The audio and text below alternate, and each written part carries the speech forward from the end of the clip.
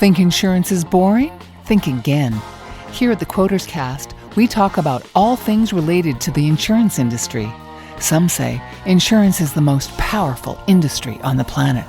So why not join the conversation today and discover why the Quoters Cast makes insurance super cool. Today on the Quoters Cast, we are talking to Noah Healy of Coordisk.com. Noah is the founder of Coordisk and developed CDM, Coordinated Discovery Market, which is a technology product that has the potential to completely reorder the global financial system. Here's our conversation now. I wanted to get your take on this.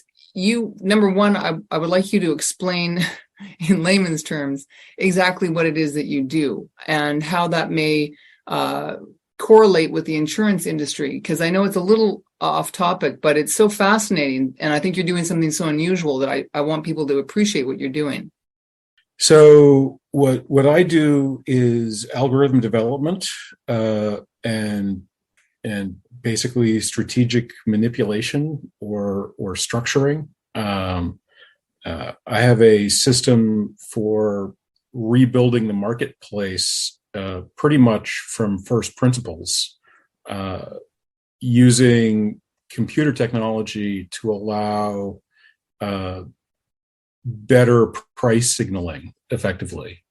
Existing markets are basically about buy and sell, and while there's a little bit of information about future desired strike prices and so on, at the core, people who are buying think prices should be higher or will go higher, and people that are selling think that prices will go lower. So in information terms, there's sort of a maximum of 1 bit of information in that signal.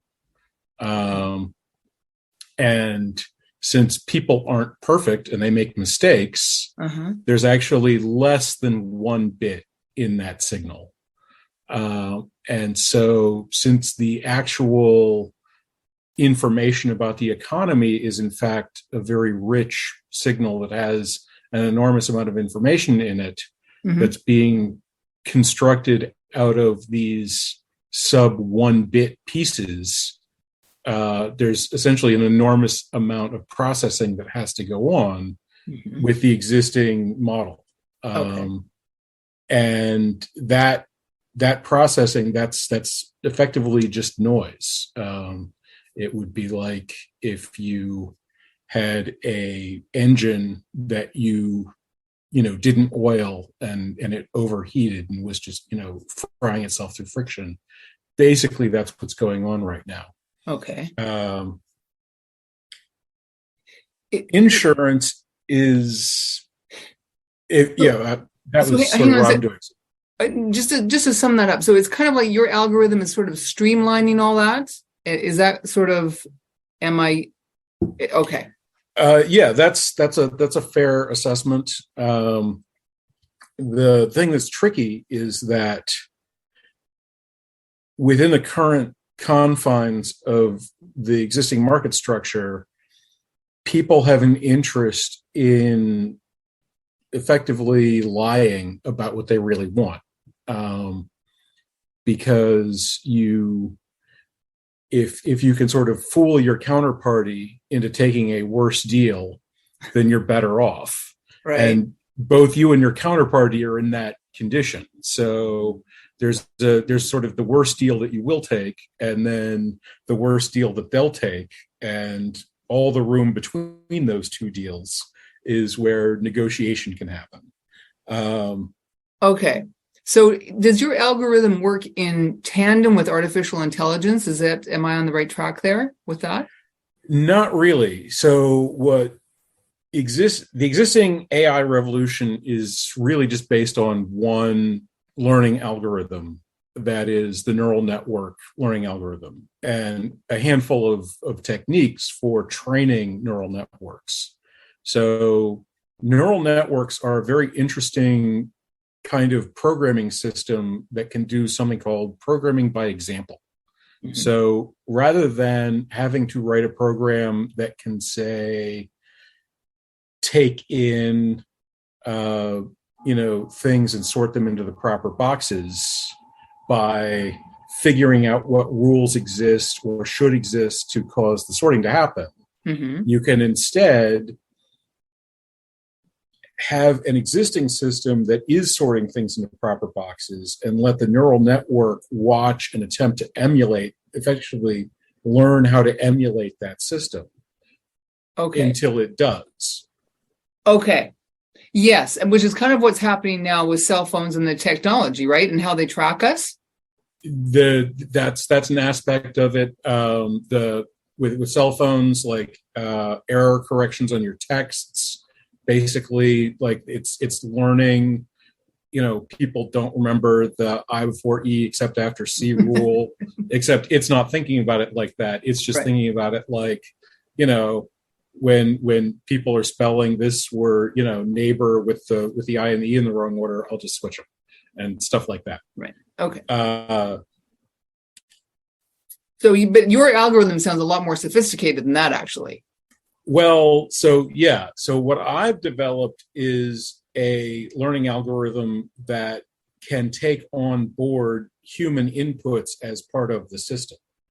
So it's taking advantage of the fact that in marketplaces, while, say, the two of us might have some distance between the worst deals each one of us will take and have some room to negotiate, in a broader marketplace, the two sides of the markets will tend to converge and mostly will converge on one another because there's opportunities. Marginal businesses can be created within that open space between the buyers and sellers, and so they are, and that increases the total amount of value that gets transacted through the marketplace. So if say eggs, if only the person who wanted eggs the most and only the person who could produce eggs the cheapest actually made eggs, then the vast majority of us wouldn't even know what an egg was. But because there's room to fill in, less efficient egg production and less, valuable egg consumption, there's a market for eggs that includes millions of creators and consumers. And your algorithm finds those. Is that correct? My algorithm effectively allows those two sides to directly negotiate with each other over those prices in a way that stabilizes over time. Okay. Okay. So since this is the business that we're in is insurance, I know there is a tentative connection. Can you draw that line for us as well as possible? Absolutely. So the thing about insurance is that it's very much a information-based business. Yes. And again, there's this sort of two-sided information asymmetry. An insurance company needs to have better information than each of their clients, pretty much on average, because otherwise they'll vanish. So if you don't know what the actual probability of houses burning down are, and your clients do know what the probability, or know better than you what the probability of their houses burning down are, then they will buy insurance products from you that will pay out more than you can afford, and you'll go out of business. I get it. Yes. On the other hand, because your client base is so large, in aggregate, your entire client base actually probably does have better information about what's going on than you yourself have. And this is why insurance companies actually generally invest relatively heavily in actuaries, other sorts of studies, things like that. And they do some, client survey and things like, and such like, but again, because of that motivated prevarication problem, if the client does know something you don't know, it's not in their interest to reveal that information to you. Right. And so it's not that valuable, basically, to get the opinions of clients. Okay. Within the strategic context of the way things presently are. Yes.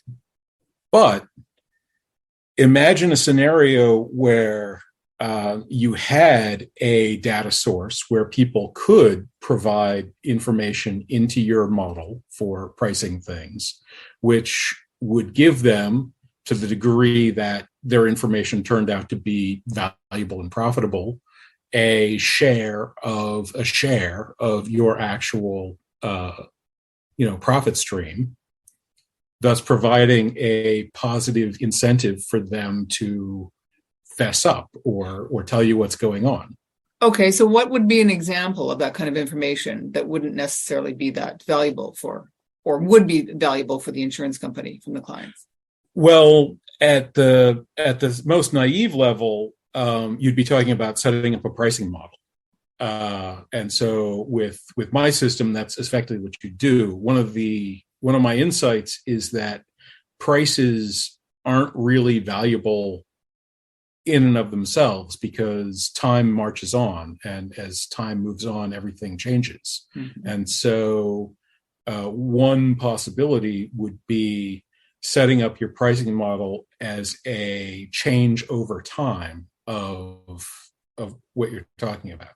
Mm-hmm. With insurance, there might be other things where you'd be weighting different aspects of the system. So there might not be a single pricing model, but in the health insurance context, there might be different weightings of exercise or weight or habits, drinking, smoking, those types of things, having a large or a small family, stuff like that, which might be the kind of thing that either for external general comment or as an internal tool for identifying and rewarding super predictors within your own organization, could be used to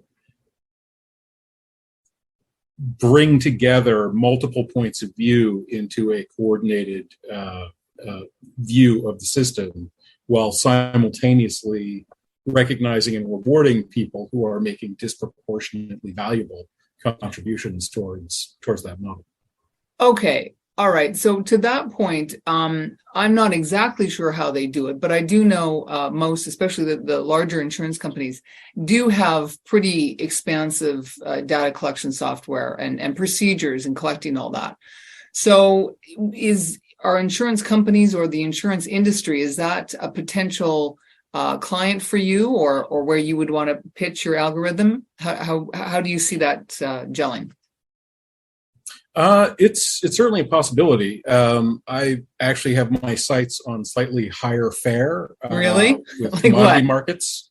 Oh, commodity. Yeah. Okay. Commodity markets. Yes. Okay. So that's tens of trillions of dollars in transacted goods flow a year, and something like the CME Group notionally handles a quadrillion plus dollars in trade, just because of the way leverage works in the system. My system would allow a massive collapse of that, and that's sort of the biggest fish in the sea. So since they're all pretty much equally difficult to fish for, I might as well go for the whale first, and then pick up anything else. But I'm open and hope other people would also be open to new opportunities. And the marketplace system is actually the more complicated version of this. If you're interested in acquiring knowledge from a disparate network, you can use a simplified version of this technique to either commit a bounded amount of money to the pursuit, or a bounded amount of money per information to the pursuit, such that error signals will effectively cancel themselves out of the system, and allow you to gather information from a large source group at controllable costs. So it almost sounds like you're describing commoditizing intent. There's a certain extent to that. So the way I would actually put it is pricing transaction costs. Okay, but pricing transaction costs, it doesn't sound like what you just described as sort of hard costs, meaning like, if you're going to make a salad, you need lettuce, tomato, and say onions. But it sounded more like you were describing, the intent of the human beings behind the desire to want those items of the salad. So I'm talking about transaction costs in the Coasian sense. I'm pretty good with words, but that one just yeah, I can't remember his first name. It's like Arnold, maybe. So there's this economist named Coase who actually did some work here at UVA. I'm in Charlottesville, Virginia. Okay. Back in the early part of the 1900s, and the problem that they were dealing with was effectively why do businesses exist? Right. Okay. If marketplaces are sort of super efficient and make great decisions, and human beings are sort of super inefficient and make bad decisions, why do we have these businesses that are run by human beings making these bad decisions? And so Coase comes up with this concept called transaction costs that, okay, sure, something like the New York Stock Exchange is awesome and is telling everybody the right answer to everything all the time, but there's a cost to using a marketplace, to setting it up, to actually paying attention to it, to making the errors and so on that go into that. And so what my system does is allows you to price, basically decide a fixed value for that set of inchoate costs that are associated with transaction. And so the notion of transaction costs is that people actually running businesses and making decisions works out because most of the decisions we make don't matter very much. If I put cucumbers instead of tomatoes in my salad, maybe I won't like it as much, but the cost of setting up a New York Stock Exchange style marketplace to figure out how to make my lunch is going to be so disproportionate that the amount more that I would like my lunch is just not worth the effort. So I can go ahead and make these relatively small and minor choices, like where to explore for oil in the Midwest and things like that on my own, without having to set up an entire complex market system to make those choices for me. However, again, thanks to computer technology and this sort of mathematical formalism, decisions that you may right now be making informally or just off the cuff might be valuable enough and might be cheap enough using systems like this to be able to set up these relatively low cost markets to allow them to be made in a integrated joint fashion and consequently better. Okay, so it almost sounds like you've created an algorithm that eliminates trial by error. Well, I wouldn't go nearly that far because the information still has to exist within the population. So okay. if you're out in the weeds, people are going to have to be trialing by error. However,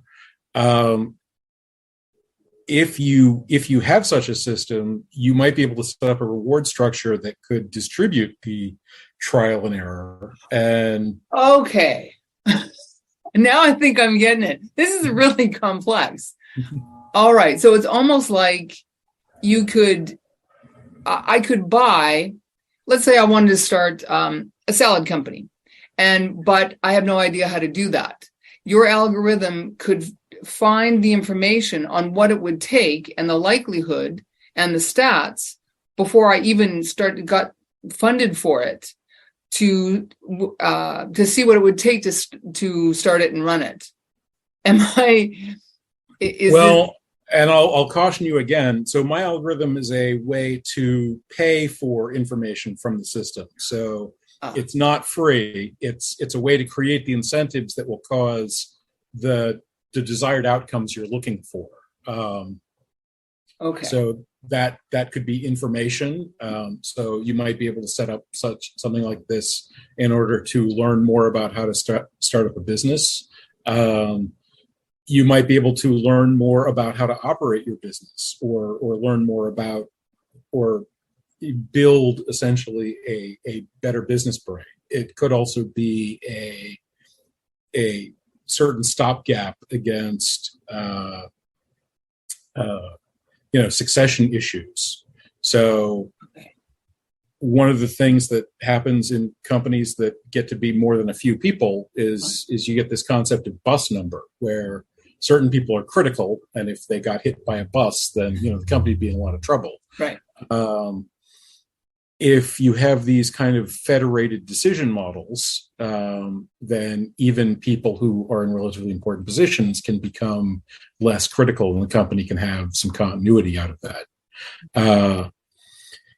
But I think the most important thing is that these sort of better decisions that are made by markets aren't this mysterious force or a pure freebie. The fact is that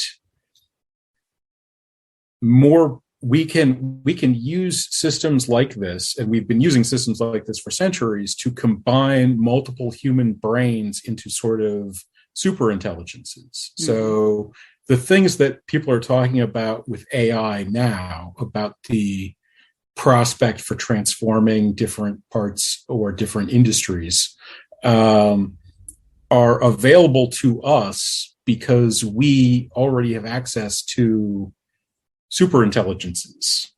Okay. We know that we can get multiple human beings together on a problem that's reasonably specified to make decisions that would be better than any of the people involved in that system can make on their own. And so if you're in a business, and finance is very much one of these kinds of businesses where consistently better decision making is going to be a game changer, mm-hmm. Then building out these sorts of systems becomes a strong potential competitive advantage to hold over other people that don't build such systems. Right. Okay. I think I've got it now. So at what point in sort of the market process do you see your algorithm fitting? Is it close to the beginning or more near the end? So my algorithm is a price discovery mechanism. So it's sort of right smack dab in the center. The marketplace is essentially a place where buyers and sellers come together.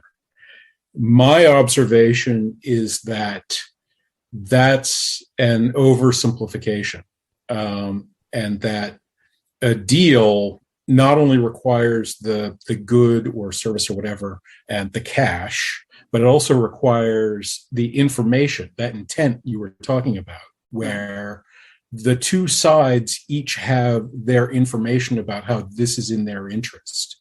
Right. And one of the things about now is that we currently understand information itself to be a physical process that we can measure and transmit and so on. Right. And so what I propose is a three-sided marketplace with a dedicated product space that effectively acts as a sort of clearinghouse and aggregates together many, many sellers.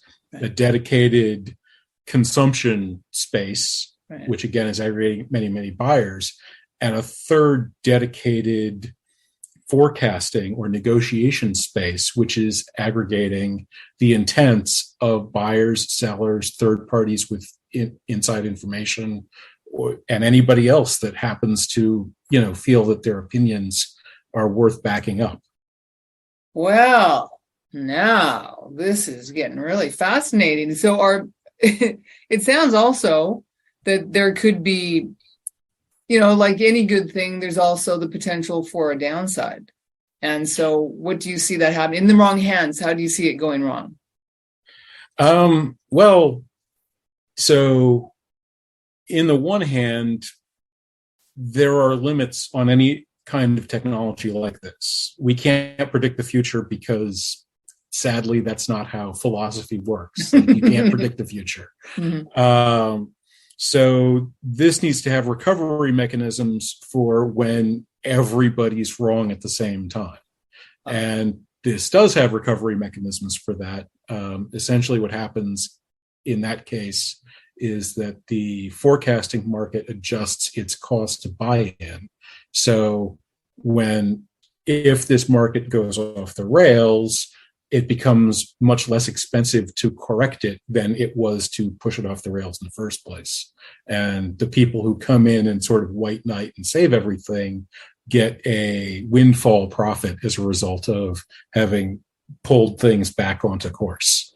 Okay.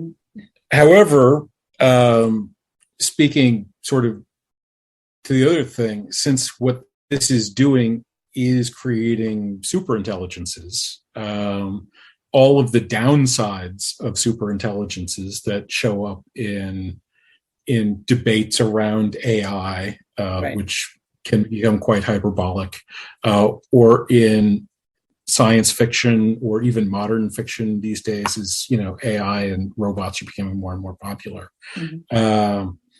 But even just, we have centuries of experience with the markets themselves.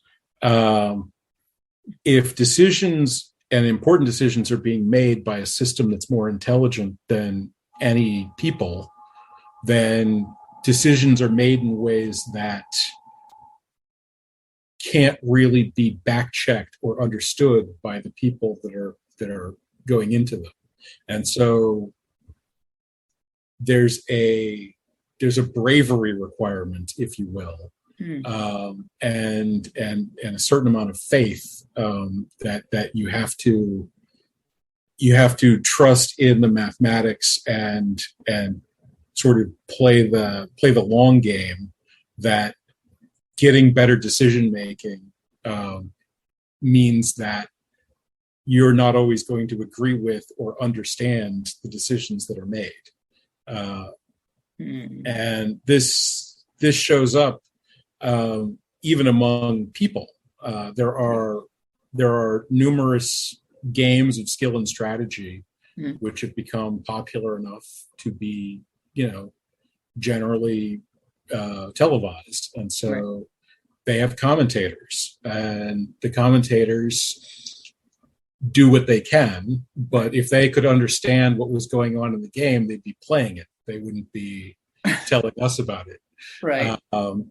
And so there's in World Chess Championships, there's actually been an interesting development over the last decade, where for about a century it was the case that the commentators on the game couldn't really understand the games in many cases. Right. But now we have these chess AIs that are much, much stronger than human players. Right. And so the commentators now have access to the chess AI, telling them what good or bad moves are. So they have access to better information than the people playing the game. But they're not good enough to actually understand what the AIs are saying. Right. So a move gets made, the AI tells them that it's a good move. They try to figure out why a human being might have missed or seen something there. Right. But their knowledge and the player's knowledge is mismatched. The players may or may not have seen it. And they may or not be thinking about the way that they're thinking about things. So these sorts of issues are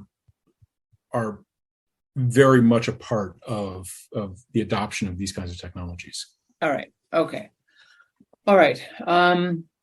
So it sounds like quite brilliant in what you're doing, but it also sounds like it could be quite dangerous or go off the rails. And I know you mentioned that there are sort of stopgaps and things in place. But as we've seen with most technology, there always seems to be some type of hack or workaround.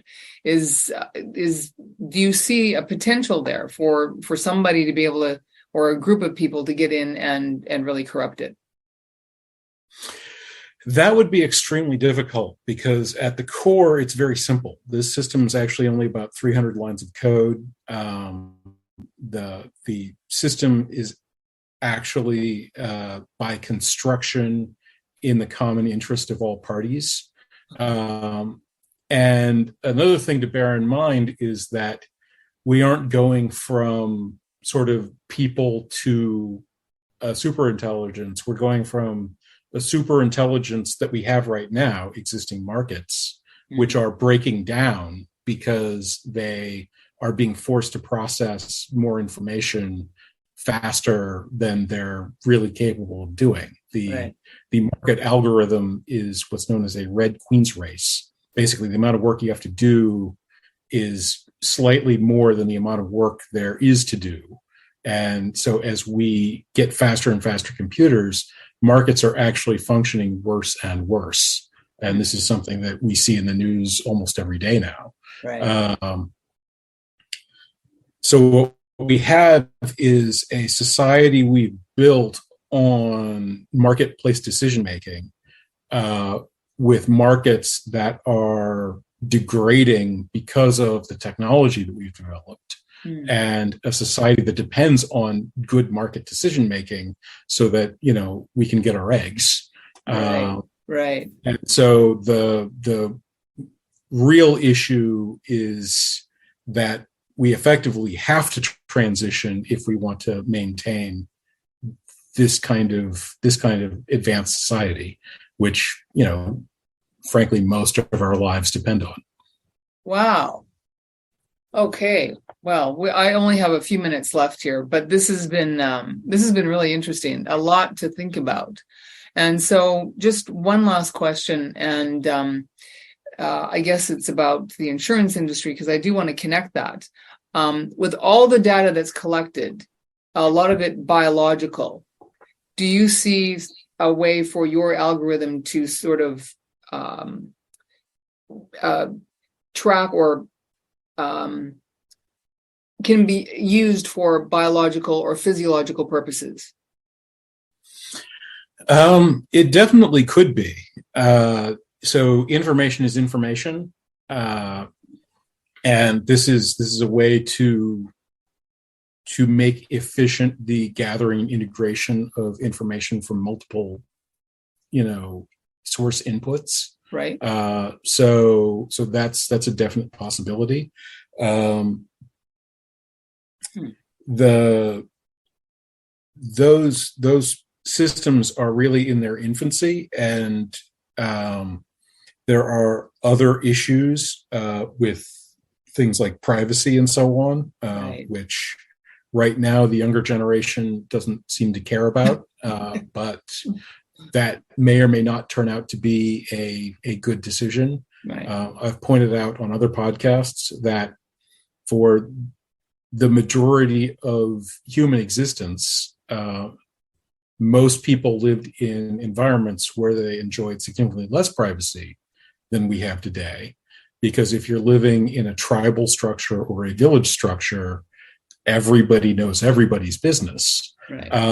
But what's very, very different is that reciprocity was a foundational part of that type of a system. So the tribal leader knows everybody's business, but everybody also knows his business. So, for example, there was the case of Elon Musk throwing people off Twitter for outing geolocation, and his statement, I have security concerns. Well, everybody has security concerns, and Twitter literally knows where its user base is because when you're tweeting, your phone knows where you are and it's telling them where it is. So, that reciprocity is going bye-bye, and that may or may not turn out to be safe. All right. Yeah. No, I don't think so. All right. I would love to be able to follow up with you and follow your work a little bit and see, how things develop for you, Noah. If you don't mind, I would love that. So, and I wish you all the best of luck on it. And so, is there anything else you want to add at this point? No. Thanks for having me on. And yeah, I'd love to follow up at some point. This was great. Excellent. Thank you. And I'll make sure that all your links and all the information are connected to this podcast. Yeah. So Coordinated Discovery Cord Disc. Thank you, Noah. Take care. Okay. Bye-bye. Bye now. You've been listening to the Quoters Cast, where we make the insurance industry super cool.